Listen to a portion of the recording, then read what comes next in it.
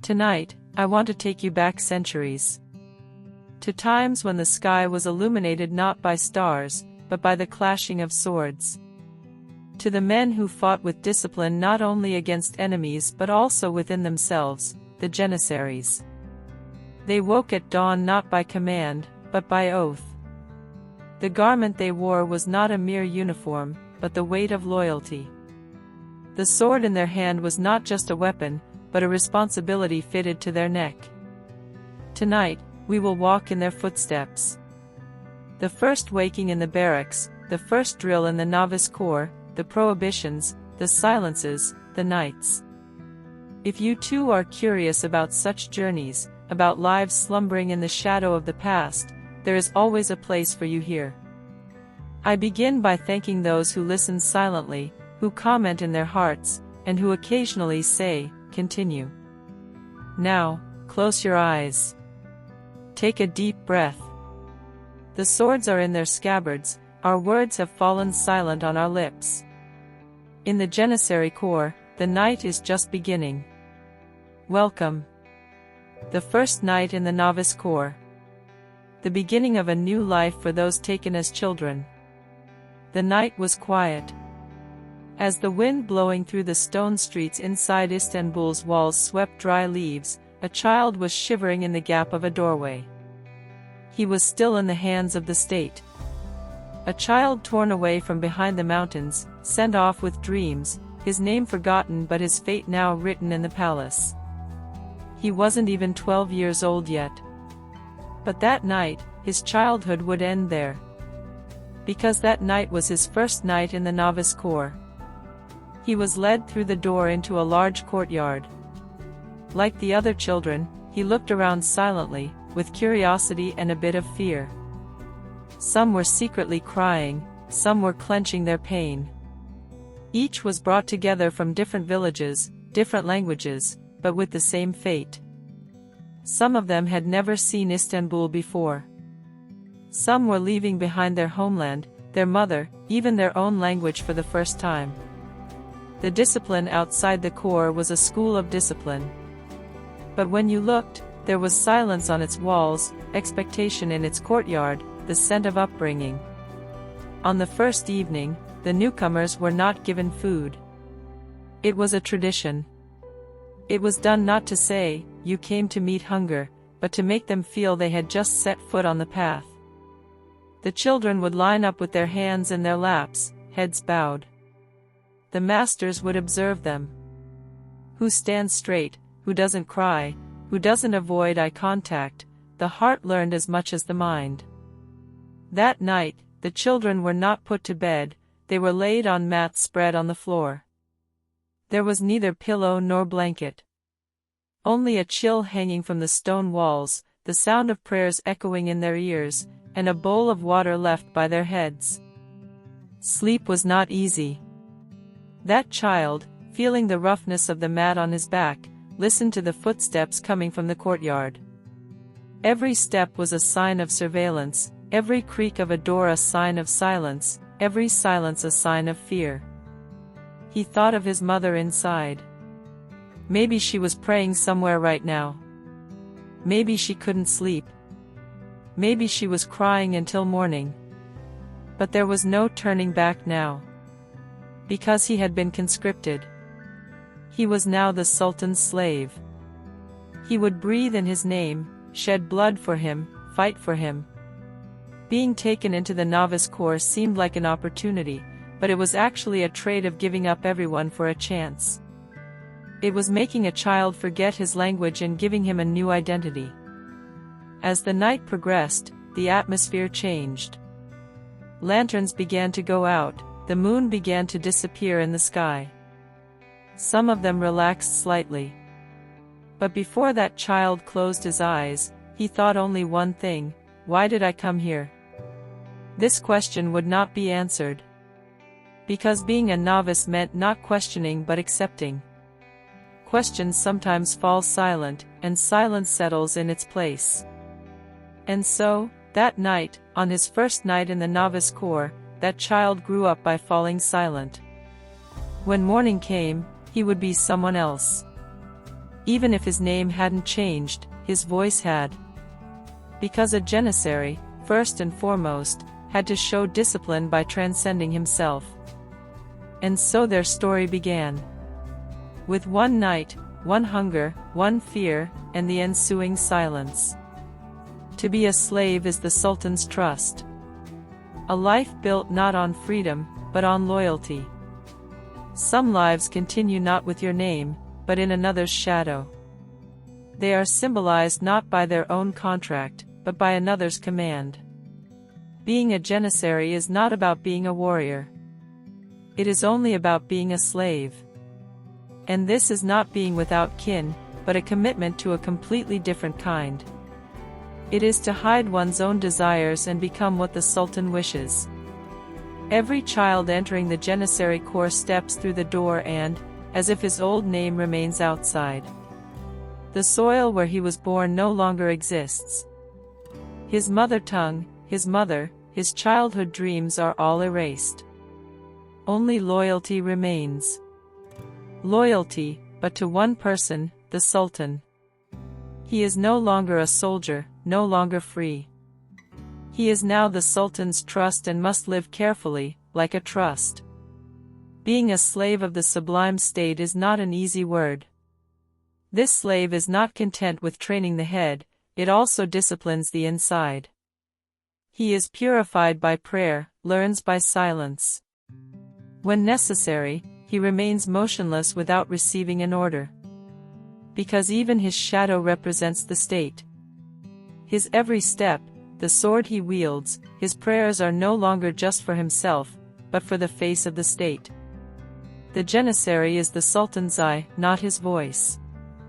He does not speak in his place. But he looks, sees, and if necessary, marches in his name. Thus, being a Janissary is a kind of visible sacrifice.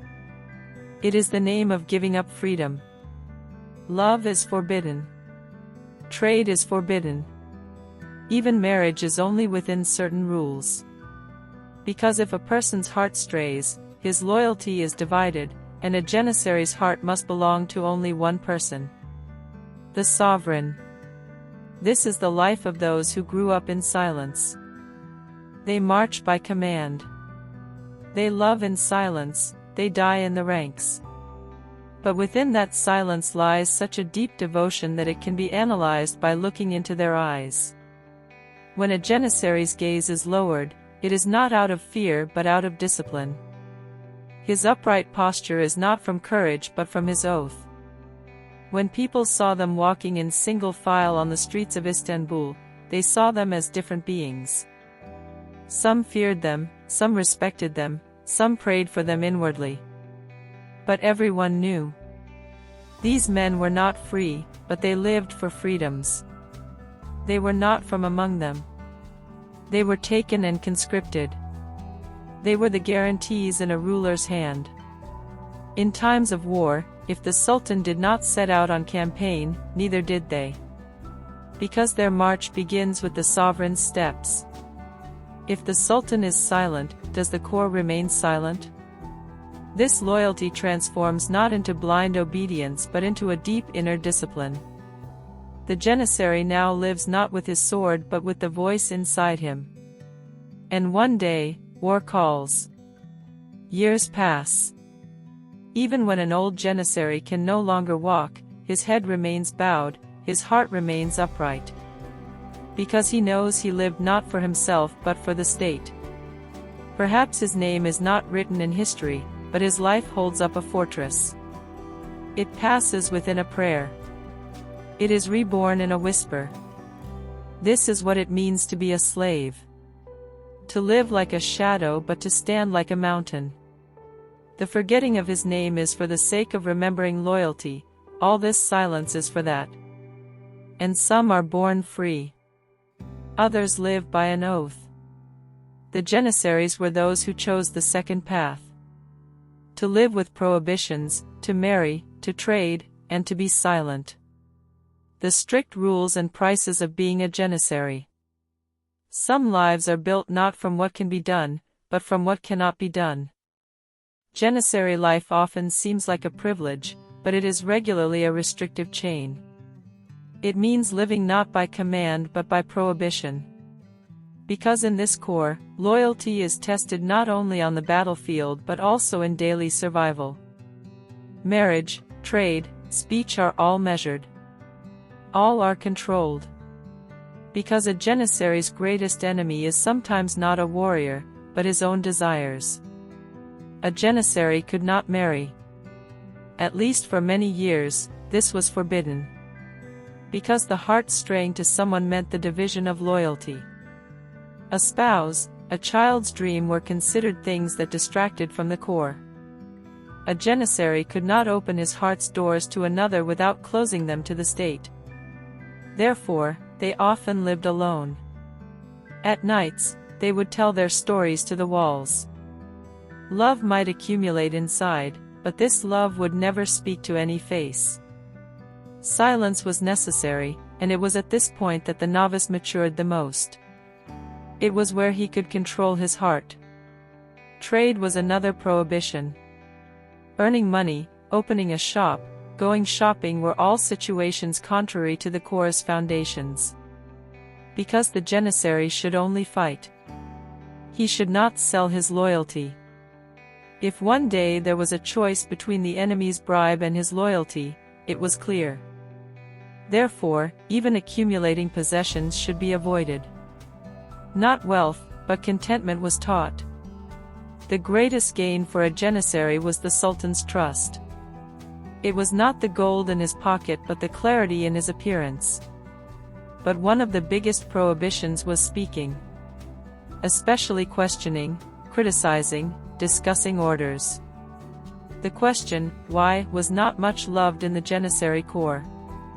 Whatever order came, it was carried out. Because the one giving the order was the Sultan. The Sultan was considered the shadow of God on earth, so obedience was not only a military duty but a spiritual responsibility. The Janissary was connected not by tongue but by gaze. They understood each other with a look, they marched with a silence. Not the one who talked much, but the one who listened much was approved. Even in the core, some nights were spent in intervals of silence. In that silence, they were left alone, they checked their hearts. This was part of the inner discipline. The common goal of all these prohibitions was a complete transformation. A soldier whose ties with the outside world were severed, who was polished, whose desires were restricted. A discipline that moves like a shadow but never trusts even its own shadow. For some, this life was a heavy chain. For others, a sacred duty. But in either case, the Janissary lived by paying a price. For every, if only, that passed through his mind, a silence was added. For every desire, a breath was held. Over time, some rules softened. Some prohibitions were lifted. But in those early periods, being a Janissary was a kind of retreat. To be alone in the crowd, to polish oneself while alive, a life away from worldly pleasures, a life in shadows. That is why what made a Janissary strong was not only the sword he wielded, but the things he gave up. Love, money, speech, silencing them all and growing a voice inside. And that voice was reflected every morning with the same sentence, I am the Sultan's slave. The night watches, waiting in silence. The fatigue of staying alert even without war. The city conditions at night fade. The windows of houses darken. The streets are enveloped in silence. Even the wind lightens its steps. But if one of Istanbul's stone streets is still breathing, know that a Janissary sentry is there. There may be no battle that night. The enemy is not visible. The fortress gates are closed. The palace is silent but can be heard within. It is held in peace, not in a state of suspended animation. A Janissary's night watch is not ordinary guard duty. He is waiting at the head of not a wall, but a dynasty, a state, a chain of oath. With his torch in hand, he recognizes the shadows on the street. He notices the direction of the wind, the height of the lantern, even the weight of a footstep coming from afar. Because this attention comes not only from training but from skill. His eyes are accustomed to the night, but his heart cannot get used to sleeplessness. As the watch hours approach, silence begins in the core. The assigned Janissaries prepare. Their clothes are simple but orderly. Swords are girded, lanterns are lit. No one speaks. Because this freedom is part of increasing not only the nights but the inner discipline. Every time a new watch comes, all sound is silenced. Neither the longing for the past nor the anxiety for the future. Only the present moment and the duty. A spot in the palace's outer courtyard. A gate in the shadow of Topkapi. Under the silent dome of Hagia Sophia. A road. Any of these could be a watch point. Some stand fixed, some patrol. But each is alone with his own inner silence that night. The biggest enemy is not staying standing or the heaviness of the eyelids. The biggest enemy is relaxation. Because the Janissary had to stand not only physically but also mentally. On those nights, the Janissaries would think. Perhaps of their childhoods, the day they first arrived, the oath they took, or they would simply pray. On the streets illuminated by moonlight, a lifetime passes, a dog barks in the distance, a night call to prayer comes from a minaret. It is in those moments that one feels not how long the watch is, but how meaningful it is. Because protecting a sleeping city actually means carrying its peace on one's shoulders. In times of war, it's easier. The enemy is clear. The target is clear. But in peacetime, it's harder. Because the enemy becomes invisible. Heedlessness, negligence, weakness. Thus, the Janissaries' Real watch begins not in war but in calmness, and this watch turns into a way of life. Sleepless, slowing steps, a slowly opening eye. Some mornings, when the sun rose, the returning Janissary's face was tired but carried a peace inside. Because that night, without anyone noticing, he might have averted a danger, or simply completed a night flawlessly. But even this alone was an honor in itself. This is what the Janissary's night was like. It was possible to get tired even without a war. To be a hero without drawing a sword, and sometimes the greatest duty was to remain at one's post. The oath ceremony, the commitment of a lifetime, the Janissary oath and its spiritual weight. Becoming a Janissary is not just being accepted into a corps, but entering an identity, a soul, a burden. And this burden begins not with the sword, but with the oath. Everything began with a ceremony. A silent but deep, simple but shattering ceremony. In the stone courtyard of the Janissary Corps, young novices line up in rows. Eyes look down, breaths are held. Because the oath about to be taken will bring with it a year of silence as well. The oath ceremony seems like a few simple sentences from the outside. But for those who know from within, those words are the verbal form of a bond that brands a person. The sentences begin with, I, who. Some voices tremble, some hearts race. Because there is no turning back now. With this oath, a person is now the Sultan's slave. He is neither himself, nor does he live by his own decisions. He marches by command, lives in silence. The oath is not just a word of allegiance. It means forgetting the past, abandoning desires, dedicating the future to the state. As the words, I will obey, I will never rebel, I will show loyalty, echo, the novices close their eyes.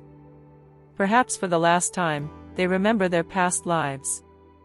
From that moment on, an identity, a self, a freedom is hidden in the ceremonies.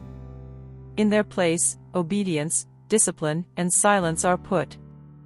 The master conducting the ceremony looks into the eyes of those swearing the oath. Because this is a moment when not lies, but the determination coming from sincerity is sought. Some voices are loud but their hearts tremble. Some are silent but carry their oath on their backs. Each one knows that these words are now recorded not on the page of a ledger, but in the deepest place of their souls. After the oath, everyone takes a few steps back. But nothing is the same as before. The burden carried on the shoulder is invisible but heavy. The Janissaries are now not only soldiers but a kind of living, sworn entities. After that day, they can neither love fully nor laugh heartily. Because a corner of their hearts is always in the shadow of that oath. Some Janissaries cannot forget that oath night even years later. In a distant time, on a lonely night, perhaps in the midst of a bloody conflict, they murmur those sentences again. I will not stray from loyalty. Because no matter what happens, that oath reminds them. You no longer live only for yourself. And sometimes, one must fight not with an enemy, but with the desire to give up inside. That is why taking the oath is not just taking on a duty, but a person's farewell to himself. That day, before the sword is girded, the soul is sealed with a commitment, and a Janissary continues for a lifetime with this seal. Because some wars are won not outside, but inside a person. Core solidarity, brotherhood or obligation. The conflicts within the unity. Every young man stepping into the Janissary Corps leaves not only his past but also his personal existence at the door. Inside, there is no longer I, there is we. They walk in the same courtyard, eat at the same table, sleep in the same barracks. But when everything is so shared, an inner voice sometimes still whispers, I. And at that moment, the real struggle begins.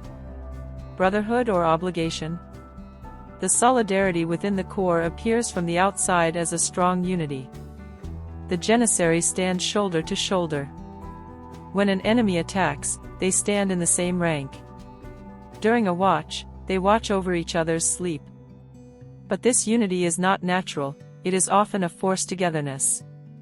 Living within the same rules, bowing to the same restrictions makes you seem close to another. But this closeness does not always come from the heart. The Janissary knows that showing weakness here endangers not only you but also your comrade. Therefore, emotions are suppressed, resentments are swallowed. Sometimes the person you share the same table with is in silent competition with you. Because promotion opportunities are limited.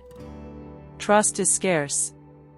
Not only your life but also the life of the man next to you is affected, and this creates a silent tension beneath the appearance of brotherhood. But still, there are moments when this forced togetherness turns into a real friendship. On a cold night, while lying on the ground, there is a shoulder that warms your back. When going on a campaign, there is someone who slips a piece of bread into your hand. When wounded, there is someone waiting at the beginning. In those moments, an invisible bond is established among the Janissaries. Not a blood bond, but a bond of fate. The kind that forms between two people who have gone through the same pain, stayed awake with the same fear. This bond is not easily formed, but when it is, it becomes the real strength of the Corps. That is why the masters teach the novice children not only to fight together but also to be silent together. Because sometimes a friendship is understood without speaking, and the novice knows this well. Still, from time to time, this solidarity does not mean the same thing for everyone. For some, it is a safe harbor. For others, it is just a necessity. Living together, dying together is heavy for some of them. For some, it is a brotherhood they can lean on, for others, it is the choice of those left from survival. This is also one of the silent conflicts of the Corps. Because no matter how much a person fits into an order, the feeling of loneliness in his heart is not easily erased. And one of the most learned things in the Janissary Corps is this. Walking side by side does not mean being united in heart. Still, they wake at the same time in the morning. They say, Amen, to the same prayer. And the person within him stands as part of a brotherhood unseen from the outside.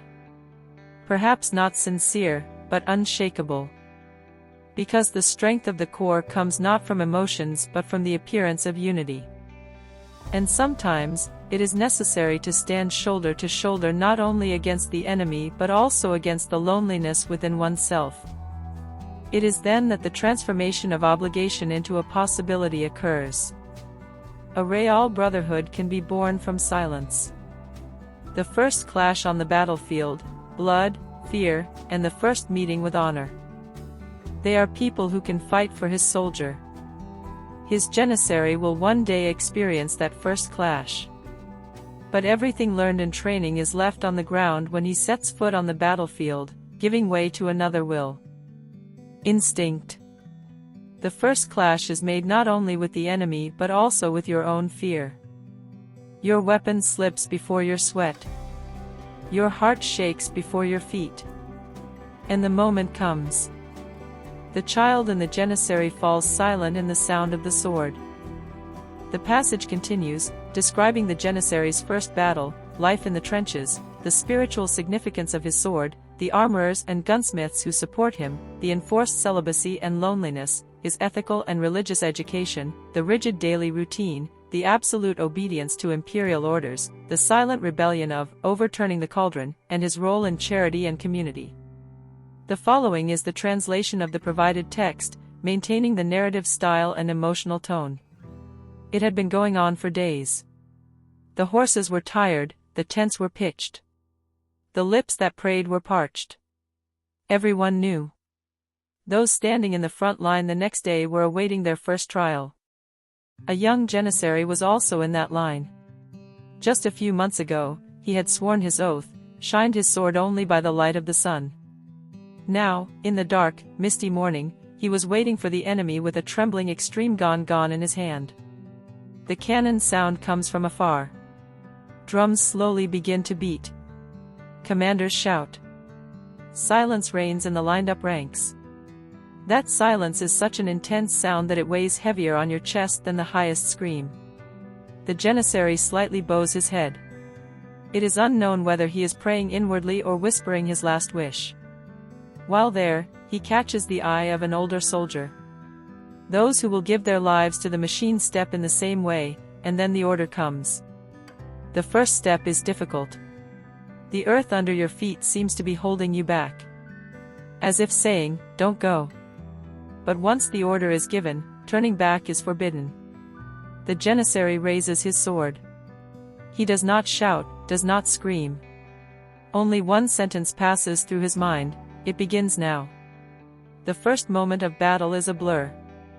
You don't know where to strike, who is friend, who is foe. But at that moment, instinct takes over. The clamor not of training, but of survival, is heard. A sword approaches, you parry. One falls, one screams, one makes no sound at all. Everything happens in an instant, yet flows slowly in your mind. Time collides, your breath tightens. Your heart carries not only the struggle of battle but also the confrontation with death. The Janissary strikes. He strikes, but trembling. Because it is the first time he has touched someone's life. The first time he looks into someone's eyes and sees if they will close for the last time. And in that moment, something inside him changes. You are no longer a child. You have become a soldier. But this transition is painful. It wounds not the body, but the soul. When the battle ends, he collapses on the ground amidst the dust and smoke. Even if he is not physically wounded, his heart bleeds. The price of the first clash is not only physical. At night, in his dreams, he sees that moment over and over again. But there is one thing that can no longer be taken back. The first trial has been given. That night, the Janissary is silent. He speaks neither of victory nor of heroism. Because he knows the greatest victory is the war you win against yourself. And that day, he defeated not only the enemy, but also his own fear, his mercy, his desires. This is the first contradiction. A turning point written not in blood, but in decision, and the first step from which a life can never return. Prayer in the trench, facing death, not knowing if he will see the morning. Most of the best sounds were blocked, but the impact of a cannon constantly shook the heart. As the ground trembled, the sky fell silent. The Janissaries sat motionless in the trench in the early morning. The earthen trench rising before them temporarily held back not only enemy arrows but also the days of death. But it made no one forget. This silence was temporary, and what would come after was uncertain. That is why the first minutes of the morning are always the same. Prayer and silence. A Janissary is kneeling. His palms are on his knees, his head is slightly bowed, his eyes are closed. Another soldier next to him clenches his teeth. One looks up at the sky, another looks at the ground as if something is there. Each prays in a different way, but for the same thing. To survive today, or to die in a more honorable, beautiful way.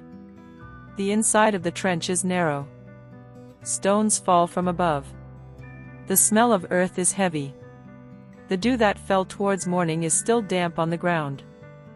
Feet freeze, but it doesn't matter. Because here, even fear has its place. Too much is forbidden. Too little is foolishness. It requires balance, and that balance is carried most of all by prayer. Because whenever a person is helpless, he bows his head and speaks with a healthy voice. It allows the Janissary to process what passes through him. Will I return today? Did my mother see me in her dreams tonight? Will this morning be my last breath? Will this morning be my last breath? But you do not say these things aloud. Because the Corps' upbringing teaches even prayer in silence. Only the lips move. Because God hears what comes from the heart. That morning, a young Janissary is a bit further back. He places his hand on his chest. His breath is fast, but he doesn't show it. Today, for the first time, he will be sent to the front. A master who knows him approaches his side but says nothing. He only touches his shoulder. That touch says more than any word. Don't be afraid, but don't forget. You don't need to say what to fear or what to forget. The Janissary knows. This soil holds both life and death in equal measure. He cannot see the enemy behind the earth, but he is there. Every morning in those days is lived with this reality. Will the enemy's arrow find you? A thrown stone, a bullet, a spear. Where it comes from, when it comes, no one knows. But while praying, everyone can do this, accept it. Death is near. So prayer is not just a protection, it is a preparation. And sometimes, what is prayed for is not really to live. Sometimes, the prayer is, don't let me be disgraced. Let me die without kneeling. Because for a Janissary, the main issue is not whether one lives or dies. It is how one remains. Therefore, prayer is not to escape death, but to prepare for it. When the battle began, in the last minutes before, the trench was full. But at the same time, it was very empty. Because everyone was within themselves. When silence fell, only the breathing of the period could be heard, and within that breath, there was a sincere, triple whisper, "My God, either give me patience, or an honorable death." A sword, a heart. Growing up with a weapon. There is something that every person uses for the first time. Some cling to a toy ball as a child, some to the pages of a book. But for a Janissary, that first contact begins with the weight of cold steel. The thing given into his hands while still a child is not a pen, but a weapon. And from that moment on, he learns to grow not only with war, but with it. The blade is not just a sword, it is an upbringing. Its curve, its hardness, its point, all shape the Janissary's character. That sword first cuts the hand, then becomes the hand. First, it hurts, then it protects you. Because over time, like a samurai's katana, it integrates with its owner's soul. The transformation of his Janissary is the mirror of his own life. Its brightness carries his loyalty, its weight his oath, its sharpness his silence. In the Janissary Corps, the sword is not just a tool of war, it is a teacher. In initial training, the sword is not just swung, it is held with respect. Its scabbard is cared for. It is cleaned, sharpened every day. Even after being girded, it is carried with care, as if loved. Because that steel holds its owner's chance of survival. But beyond that, it is an identity. Even before sleep at night, its condition is observed. It is kept ready not against the enemy, but against one's own negligence. Because the greatest danger sometimes comes not from without, but from within. Therefore, the Janissary's drawing of his sword is aimed not first at others, but at himself. Am I ready? A master Janissary would say, it is easy to take the sword in your hand, but to wield it righteously takes a lifetime. Once drawn from its scabbard, either a life will be taken, or an honor will be protected. And years later, when a Janissary retires, he hangs his sword on a wall. But everyone knows that steel is still alive. Because the blade cuts not only the enemy but also the one who carries it. Those who grew up with it can no longer think differently, love differently, live differently. That is why every Janissary one day asks himself, am I carrying the blade, or is the blade carrying me? The Sebasai and Tofane, where weapons are satiated. The Ottoman soldier meets technology.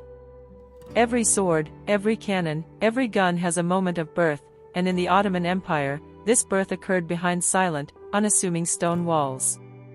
Behind the magnificent power admired on the battlefields were masters who forged, designed, and prepared it, just like the hand that girded the sword. They were not its warriors, but the architects in the shadow of war. This world had two secret, ancient hearts, the Sebasai Okajai and the Tofane. The Janissaries were at the front, but the power they relied on was shaped in these workshops.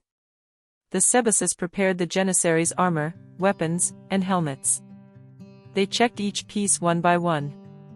A mistake they made could cost a soldier his life.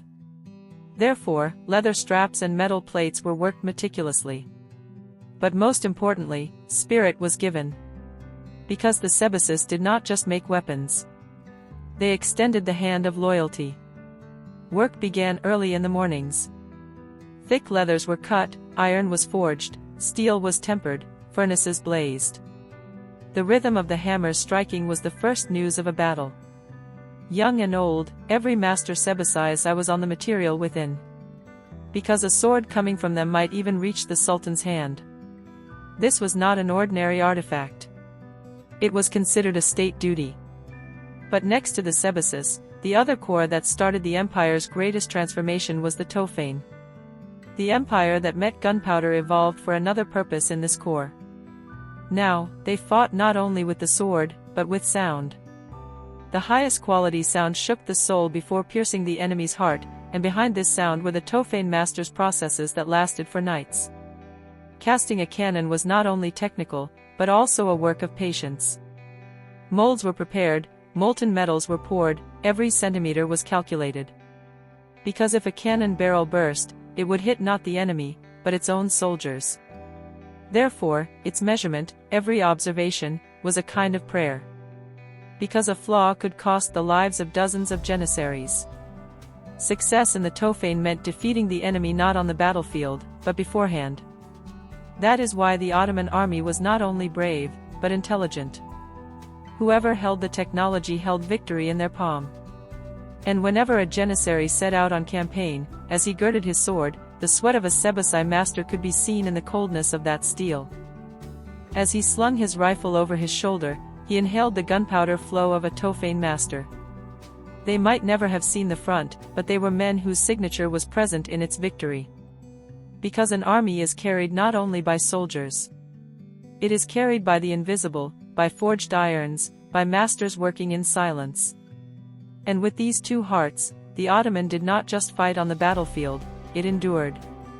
The bachelor's lodge, Bikarlar Takisi lifelong loneliness. The personal solitude brought by Janissary life. Being a Janissary meant giving up many things. Family, homeland, even sometimes one's own voice. But the heaviest sacrifice was not about the sword or war.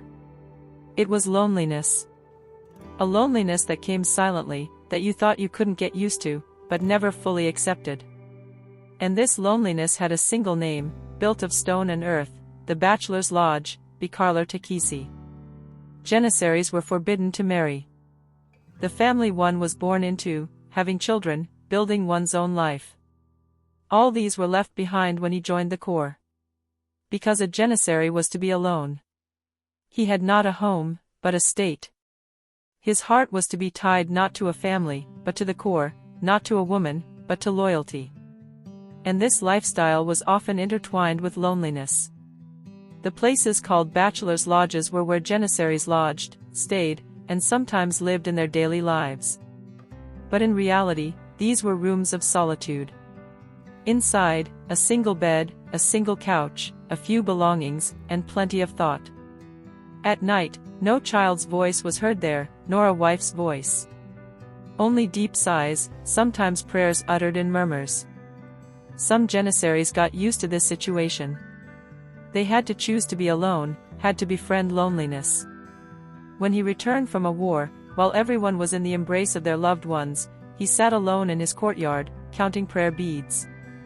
Maybe a friend, a comrade in arms would approach, but since he carried the same loneliness, words were unnecessary. A meeting of eyes was enough.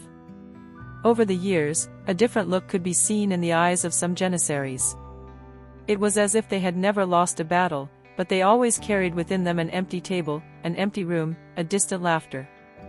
Sometimes their hands trembled when they caressed a child, because they were strangers to that warmth. Sometimes, when they encountered a wedding procession, they would change their route. Because in places where happiness was collective, their place was on the sidelines. And this loneliness continued even in death. The tombstone inscriptions of Janissaries were often engraved with just a name. Neither husband of nor father of was written. Even those stones stood alone. Perhaps their most loyal companions were their swords. Because they never asked questions, never abandoned them. Some carried this life with pride, others buried it all inside. But each, in their own way, built a world for themselves out of this loneliness. Some with prayers, some with war memories, some just with silence. Because being a Janissary sometimes meant resilience not against the enemy, but against the void within. And the silent front of that war was the walls of the bachelor's lodge. Entering class with the Hoka.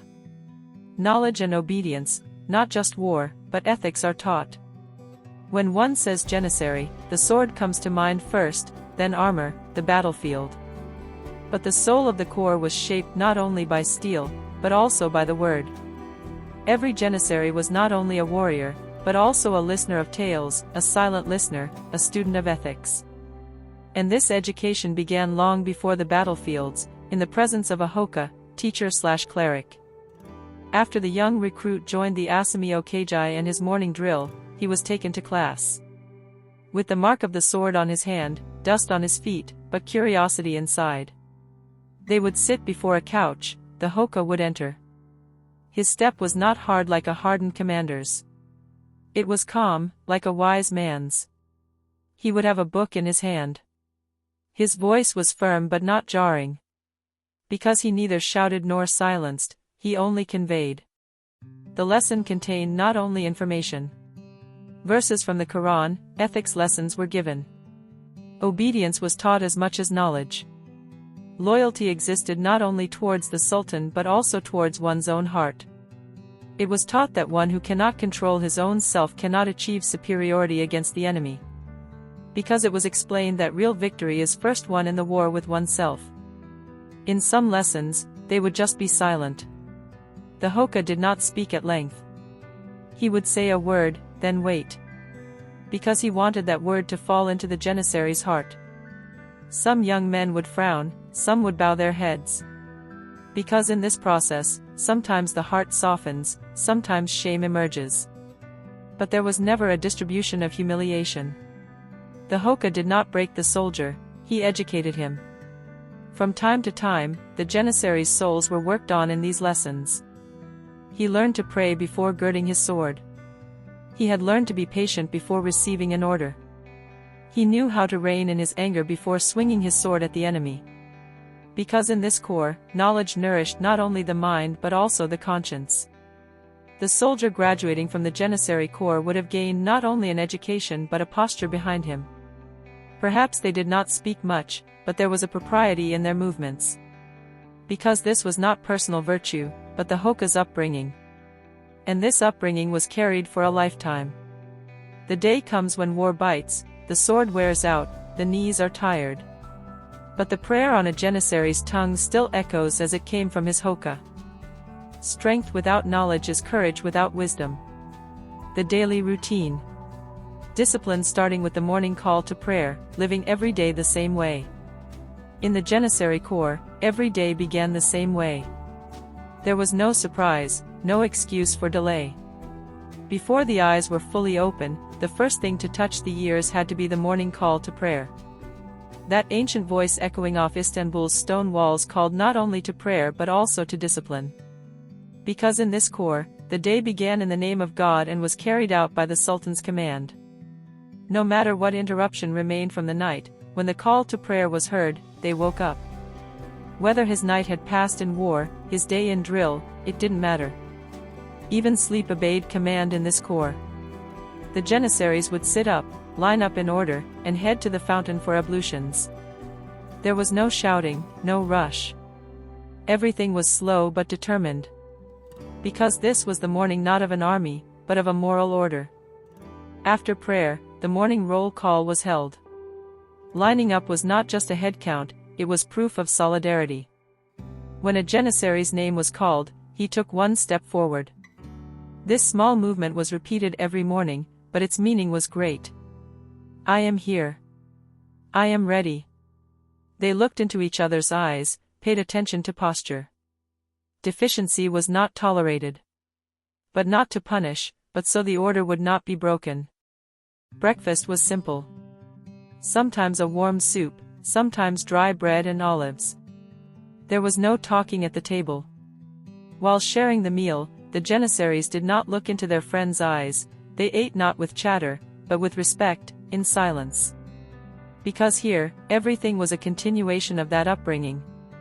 Even daily chores were performed like a sacred duty. Then the day would begin. Drill, cleaning, guard duty, lessons, every hour was in its place. A disruption in routine, like a stone moving from its place, was not welcomed. Because order in this corps was not just procedure, it was a belief. Waking at the same time, starting the day with the same prayer, standing and walking the same way.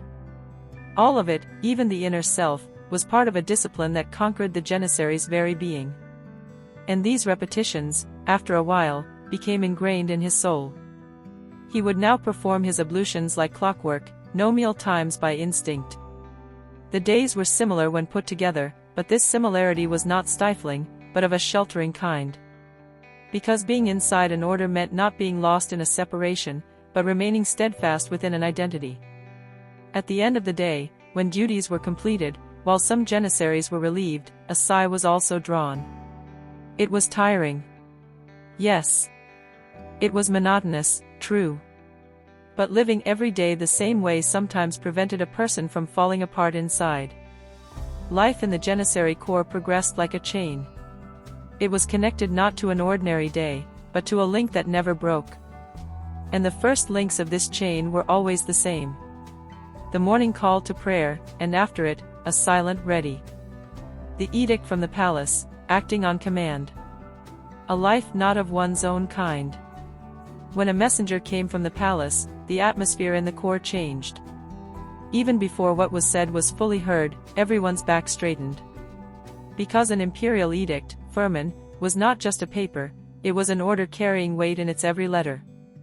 And when that order came, there was no discussing, stopping, waiting. You heard. Even if you didn't understand, you obeyed. This was, after all, taught to the Janissary. He must understand the language of command before the language of the sword.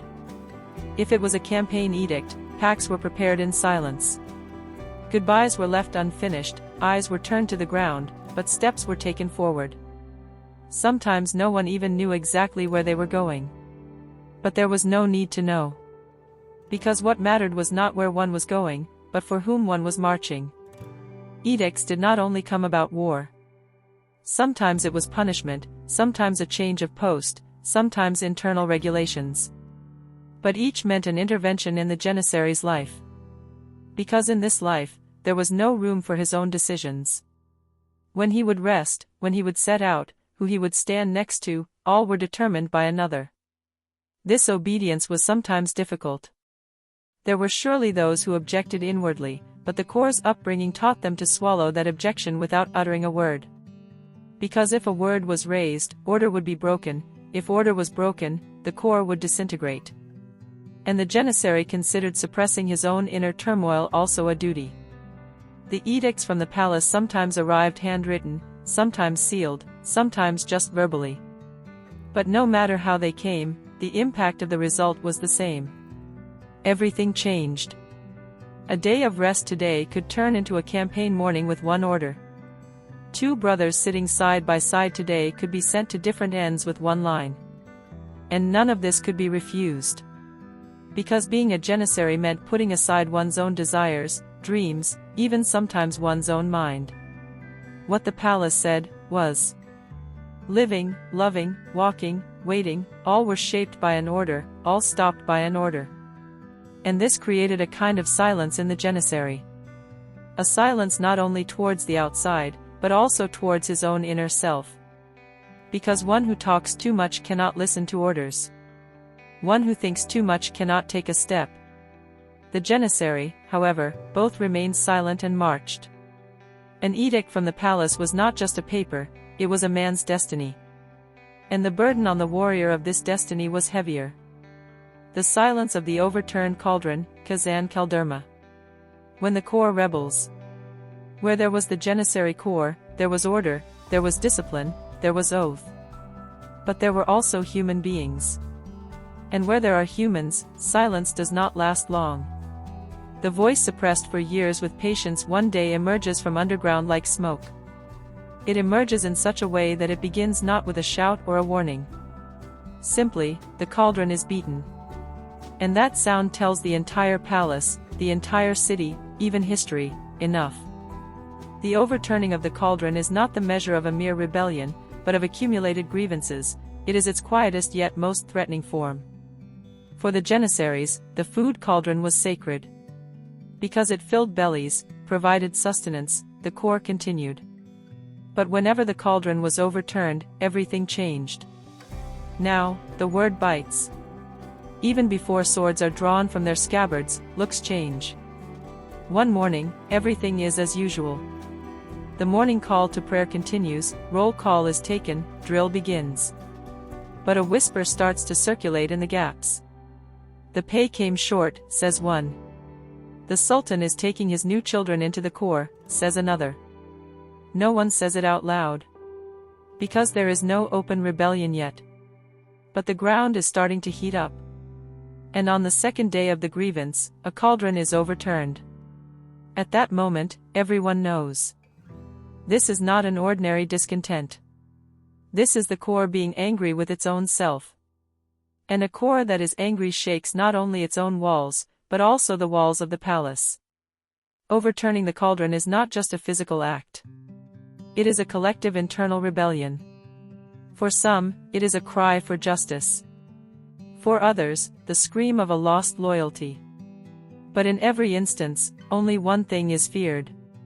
If the corps turns against itself, to what extent can the situation be sustained? Therefore, sultans would listen to the silence when the cauldron was overturned. Because the Janissary did not shout, he stood still. That stillness was more formidable than an army on the battlefield. Because they were facing a community acting not with command, but with subtlety. And these rebellions did not always end in victory. Sometimes they were suppressed, sometimes concessions were given. But whatever happened, a mark remained in the corps. Because once the cauldron is overturned, food is never cooked the same as before. Trust is shadowed, the oath is tarnished, brotherhood falls silent. What emerged from the cauldron was a sword aimed not at the enemy, but at the state. But this sword was often invisible.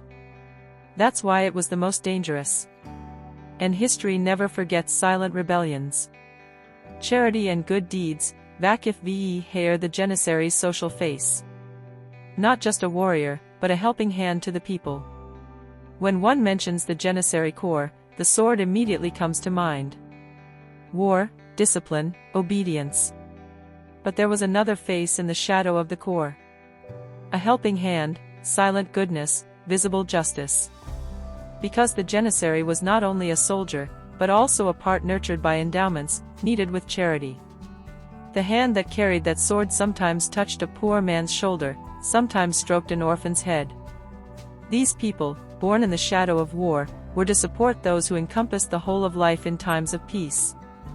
A portion of every Janissary's salary was always set aside. This was not an order. It was a skill. Because solidarity in the Corps' soul was to be voluntary, not by command. Some donated water to a fountain, some built a public soup kitchen, some provided the book money for a student. Perhaps their names were not written on stones, but their prayers remained in ears. Some Janissaries, when they retired, established endowments. A small shop, a soup kitchen, or a mosque. But behind each one, there was an intention. I carried a sword while alive. Now let me be one who bears burdens. They knew that real power is the ability to enter not only against the enemy, but also against weakness. The Janissary's charity was often unostentatious. Leaving bread secretly for an old man coming out of the morning prayer, extending his own cloak so a person wouldn't get cold. These were not seen, not told, but they happened in the cities. Because if there was a Janissary's hand in a neighborhood, even the silence there was protected. That's why they said, Janissaries were valiant in war, but their hands were subtle in charity. The narrative continues, weaving together the final threads of the Janissary's existence, the solitary night watch in the capital, the forbidden pangs of love, the arduous campaigns, and the poignant life story of Hassan, a conscripted boy who becomes a seasoned soldier and finally a retired elder, his tale a microcosm of the entire Corps. The following is the translation of this concluding section.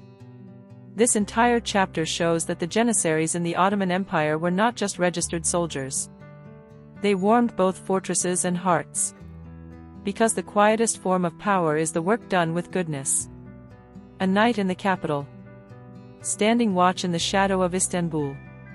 In the hustle and bustle of the capital, standing firm. Istanbul's nights are neither quiet nor dark enough for a renewal. Every recess is a hiding place, a shadow lurks in every corner. And I, as a private raised in Hassan Aga's Corps, am walking tonight on a watch line between the palace walls and the Grand Bazaar.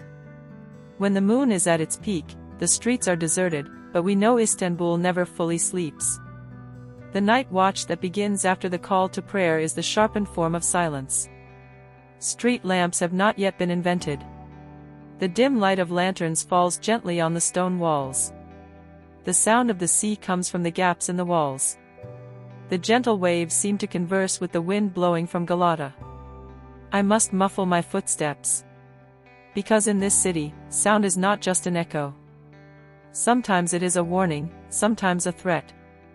The Janissary's ear must be as free as his eye. A little further ahead, I turn into a bazaar alley.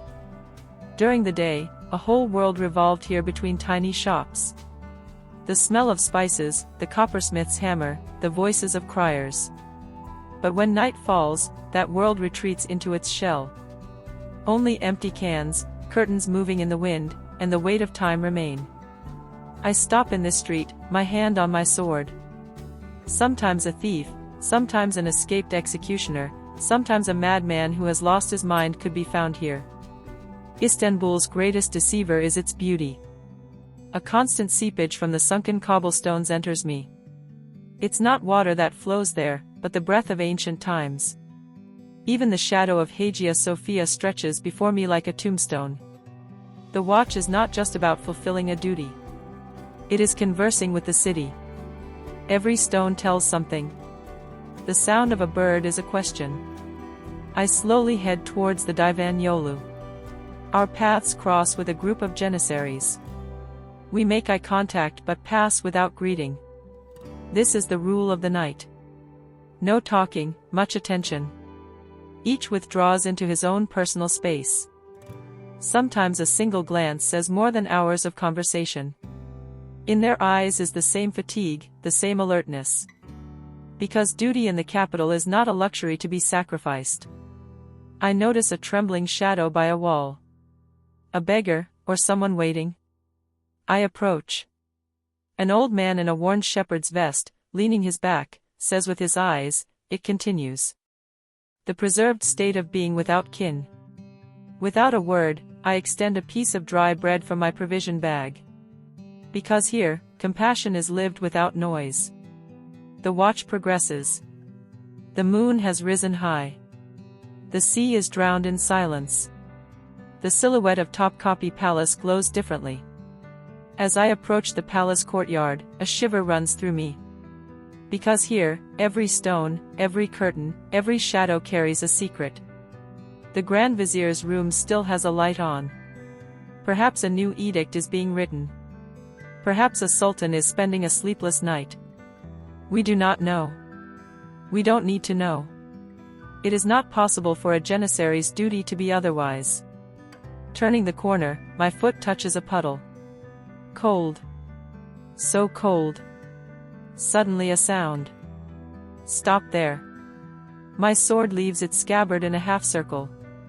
A silhouette appears. A Bastanchi, palace guard. We make eye contact. May your night be blessed, brother, he says. I nod my head and pass. Not dangerous, but a few heartbeats could have changed everything. The night is now beginning to turn to morning. With the first lights of the dawn prayer, the watch patrol ends. But the city's secret was not fully revealed this night either. It only whispered apart. Istanbul is like that. Every night it gives a line. You wait for the continuation in the next watch. And we Janissaries are the guards who listen to this story but never see its end. I am relieved from duty, but I am at peace. My sword returns to its scabbard. My steps gently turn towards the barracks. Left behind are not just the stone streets, but the darkness where a story thousands of years old is unfinished. And I am the sentry of that story. Another night in the capital had ended, but the city had not yet awakened. A rose, a greeting. Forbidden loves. The heart's struggle against a disciplined order. Perhaps one of the heaviest prohibitions in the Janissary Corps, maybe the quietest, was love. Because the Corps' training was done not only with the sword but also with the heart. And the heart, no matter how strong, does not work by command. Therefore, for a Janissary, love often began with a greeting, grew in a glance, and ended silently with a rose. The Janissary's life was a cycle of discipline. Marriage was forbidden. He was not even expected to form bonds with his family. Because his family was now the state. Loyalty was not to a person, but to a sultan, a corps, an order. But the heart did not listen to that command. In a window gap, at a fountainhead, in places encountered after Friday prayer, a look from someone would settle inside him. Love was lived not with sound, but with feeling. Because for a Janissary, saying the words was often not possible. During night watches, a name would be given. Perhaps someone he prayed for, not by accident, but with intention. A silhouette whose head he bowed to avoid eye contact, but whose sight made his heart race in a single breath. A rose was sometimes everything. If a lady from a house near the Corps left a rose on the doorstep, the Janissary would not take it. Because if he took it, the shadow of his oath would fall. But sometimes he would just look at it from afar. As if smelling it, as if caressing it. And a choice heavier than a sword fight rested on his chest. Because in this order, love was most often expressed in silence. Some Janissaries carried this feeling inside them for a long time. Someone whose name they never spoke, whose face they couldn't quite remember, but whom they had memorized. The day came, they went on campaign, they returned. That love remained underwater beneath Istanbul's stone walls. Perhaps on a street corner, perhaps at a fountainhead, it was remembered as much as a greeting. Love was not considered a crime in this corps, but it was not spoken of. The discipline of the heart was perhaps the most difficult training. Because on these journeys, you fight not the enemy, but your own desires. And to wake up in the morning thinking of someone. But to be unable to tell anyone that thought. That is true patience. The Janissary's heart was a battlefield. The sword on one side, love on the other. But some sense of roses left deeper marks than blood. The road to campaign, journeying for days, through rain, wind, and endings. For a Janissary, setting out on campaign was not just a journey, it was setting out with destiny. And this destiny often stretched towards an unknown land, a danger not even marked on the map. They knew the Sultan gave the command, but the Janissary simply mounted and went. Because on this road, no one knew what might happen, who would go, or what they would become. The day they set out on campaign, the morning was quieter. Prayers were a bit longer, looks a bit deeper. Because everyone knew. These goodbyes were not observed with words. Before hitting the road, a final glance was thrown at the barracks, the stone, the door, perhaps even a flower pot. The rest was now in the pen of fate. When the road started, the first days were exciting. The hoofbeats of the horses set a rhythm. The soldiers talked lightly, shoulders carried pride, not fatigue. But as the days passed, the wind increased, the roads lengthened, the sky darkened. Rain is sometimes a silence stuck in mud. Walking in that silence was heavy on both the feet and the mind. The Janissary did not carry only his weapon on his back. He also carried uncertainty. What would the next stop be? When would the next meal be? Who the next battle would be with was unknown. The only thing known was that they had to stay on the road. Because stopping meant the disintegration of the entire unit, and this was unforgivable. In the middle of the wind, they sat around the campfire at night. No one spoke loudly. The crackling of the fire mixed with prayer sounds piercing the sky. The stars were very visible but felt very far away. A man's heart was there. But he had to be here. Because a campaign was not only a physical but also a spiritual rupture. As the days passed, the weight increased. Not just the saddlebag, but the back, knees, eyelids all began to pull more. But the Janissary knew. No stopping. They would march until the order came. And that order sometimes came days later, sometimes weeks, sometimes a lifetime later. The road to campaign, in reality, was the same for all who came from outside. Dust, stone, rain, hills. But with every step of the journey, a new page was opened in a person's inner world, and on that page, nothing was often written. There was only silence. And silence was the heaviest word in this corps. The Janissary's first condition was patience. And if he could return, that patience was now as sharp as a sword. The story of Hassan, from Dmitri to a Janissary. There was a small Greek village.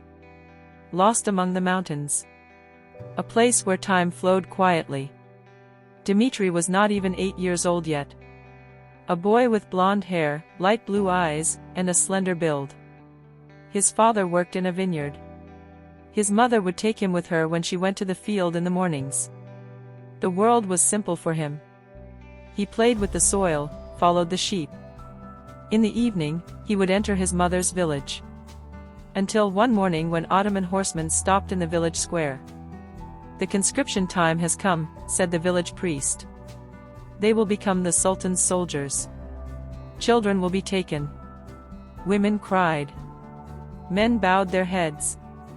Before Dmitri could understand what was happening, he was placed in a line. One of the children next to him was crying. The other was praying normally. He just looked for his mother's hand. He couldn't find it.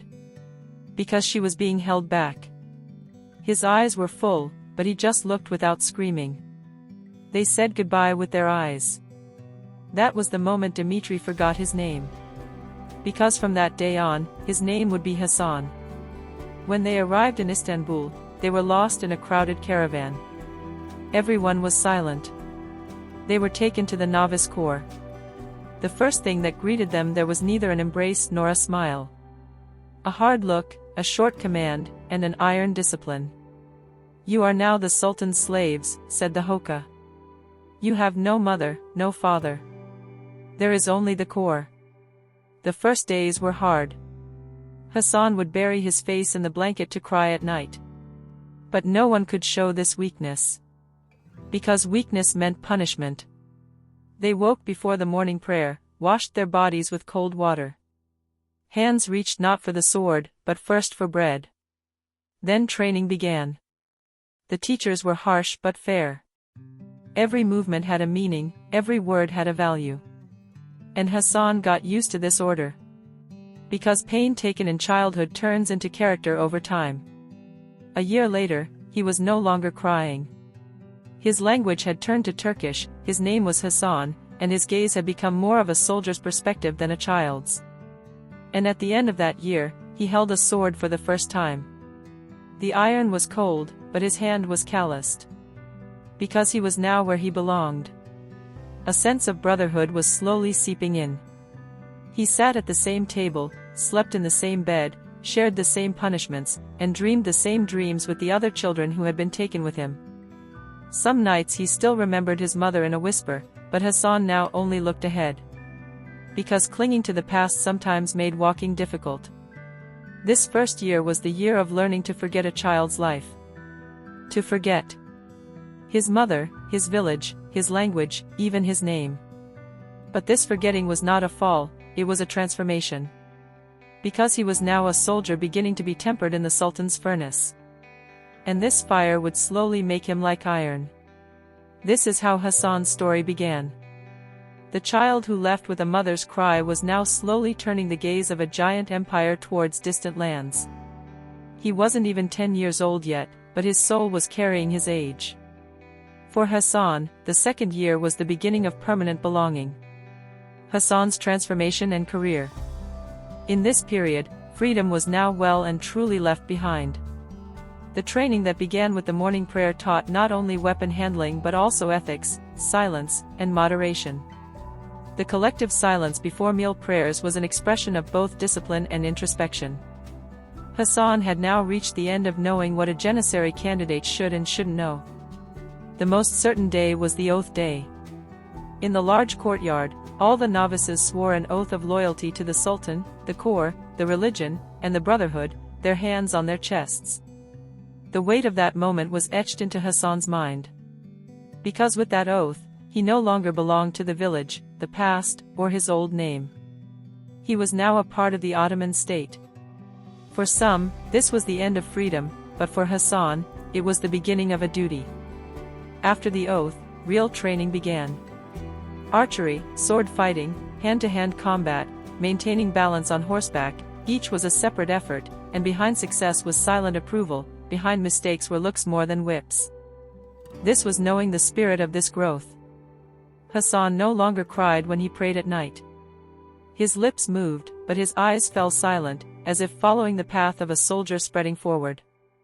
Years passed. Hassan grew up. His chest broadened. His voice deepened. His gaze intensified. And one day the teachers came. "You will now join the main corps." At that moment, joy and fear mixed inside Hassan. Because the child was gone, but he couldn't quite be called a soldier yet. That day, he said goodbye to the last friends of his childhood. They had grown up together, gone hungry together, been punished together, and were now sent to other corps. Some to other cities, other destinies. Hassan stayed in Istanbul. He was sent to the Janissary Corps, the main barracks. The new environment was harsher. The units were now adults. Men who had given their years to campaigns. They were experiences that could line up novices with just a look. On the first day, Hassan remained silent. He didn't tell anyone his name. He didn't shake hands with anyone. He just observed. This was different from the novice world. Here, the most valuable things were silence and listening to time. For the first time, a real weapon was placed in his hand. He was introduced to firearms. He trained at the Tofane. He learned the weights of the sword next to the masters. The discipline was shaping him. But there was something else. For the first time, word of a campaign came. He trembled at the news. Because there was a mountain of difference between swinging a sword and struggle, and that difference was only understood on the front. The expected day came. The army was preparing for a campaign to the north. The enemy was resisting in the Hungarian borders. The Janissaries prepared for the campaign by the Sultan's order. Hassan was among them. A silence fell over his heart. As he packed his belongings, It was as if he had placed his childhood in an inner pocket. As he marched in line, his eyes watched not only the road but his destiny. Throughout the campaign, difficulties came one after another. Rain, hunger, sleeplessness, but inside Hassan, there was another storm. He was walking on a path where he might die for the first time. Days later, the first clash occurred. Arrows in the air, swords clashing. Shouts shook the sky. Hassan's heart beat wildly. When he faced the enemy for the first time, he remembered not his sword, but to pray. Then he suppressed the small fear and defended himself. He was wounded. Minor, but the first memento, the first blood. That night, sitting by the campfire, he was silent. He withdrew into himself. That day, he was no longer a child, but a real soldier. Because he had fought not only the enemy but also his own inner fear. Now his eyes saw differently. The sky was the same. The stars were still there. But Hassan's soul had passed into a different sky. Hassan's story, fighting for the state, loyal to the Sultan, torn from his people but devoted to another nation, was now not just his own story, but the story of a whole empire, and this story was just beginning. Hassan's later years and legacy. Hassan was now a young Janissary. The taste of first blood, the fatigue of the first campaign, had sharpened his inside and hardened his outside. His shoulders were straighter, his steps quieter when they returned to Istanbul. In the barracks, he was now mentioned with respect. He acted with a sense of duty, even without orders from his superiors. From time to time, he would look after the new novices, teaching them the customs. But the voice inside him was always silent. He had left his childhood behind, but those first separations had turned into a silence he would carry for a lifetime. The years flattened out. Hassan took part in every campaign. From Rumelia to Iran, from Yemen to Buda. He memorized the color of the soil, the languages of the peoples, the breath of the enemy. With each campaign, he aged a little more inwardly. Because war tires not only the body but also the soul. The sword would age, the prayer would be on his lips, and his eyes would always be on the sky. After every campaign, he would sit silently as if taking his place in the mosque. He never talked about any battle. Because some things were not to be told.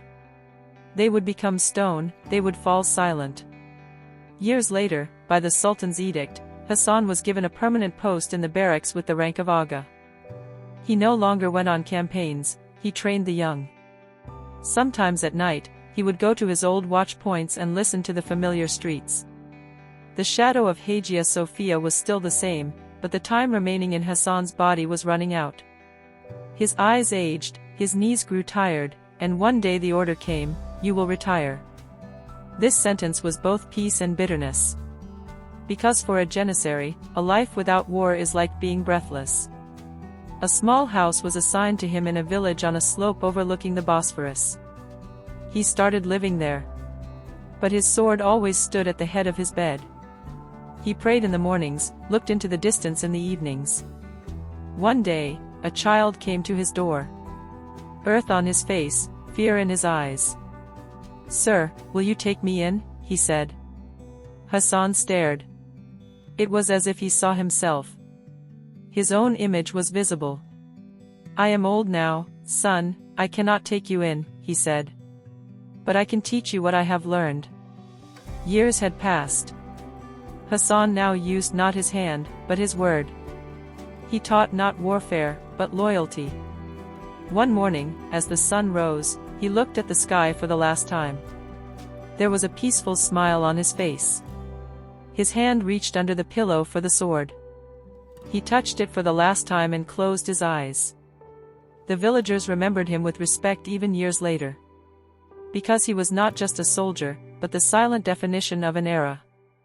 Those who visited his grave would bow their heads and say a prayer. Hassan's story ended here. But his spirit lived on in every stone of his core, in its watches, in its prayers. And one more Janissary closed his eyes with honor. Epilogue. Being a Janissary is not just about wearing a uniform, carrying a sword. It is to forget oneself at a young age and accept belonging to an order. It is to leave a mother's warm hand and take shelter in a cold but strong shadow. It is to learn to endure the change of everything, the disappearance of one's former self. The Janissary lives by his oath, not his heart. He silences love. He buries desire. He postpones dreams. If there is a duty, he marches. If there is an order, he returns. Only discipline, loyalty, and a dignified loneliness remain. Because this path is always walked alone, even within crowds. This life contains campaigns, oaths, brotherhoods, and losses. But above all, it is the story of what a man becomes. It is the shedding of one's own self and transformation into a corps, a state, and a nation. To be a Janissary is to serve until death, to be remembered after death. Even if the duty ends, the mark remains, and that mark stands tall throughout history. And now it is time to close your eyes. An oath, a lifetime. Good night. The shadow of the Janissary is still with us.